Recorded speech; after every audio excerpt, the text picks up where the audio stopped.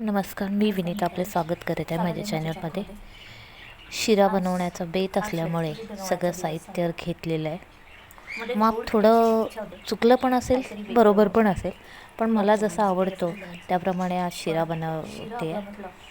जे साहित्य आहे ते तर तुम्हाला माहितीच असेल, पण मी घेतलेलं साहित्य असं आहे: रवा, तूप, साखर, केशरचं दूध, केळी, वेलची पावडर। तूप टाकून रवा त्याच्यामध्ये चांगलं भाजून घ्यायचा आहे। रवा भाजत आहे, तूप गरम झालेलं आहे, त्याच्यात रवा टाकत आहे। रवा हा पूर्ण खरपूस, म्हणजे एकदम पण खरपूस नाही तर पूर्ण लाल होऊन जाईल।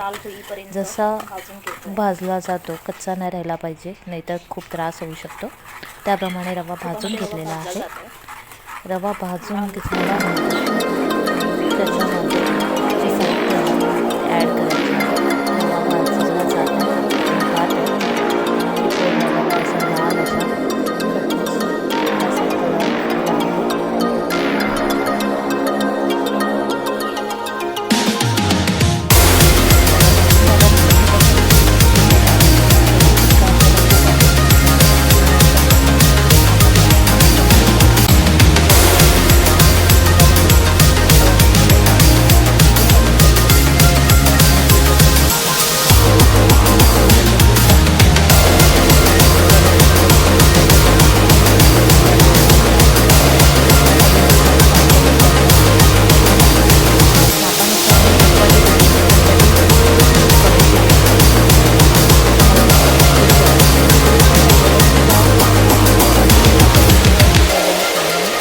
शिरतीला टाकलेला आहे, त्याच्यामुळे आपल्याला शिरा खूप चांगला सुटसुटीत झालेला आहे।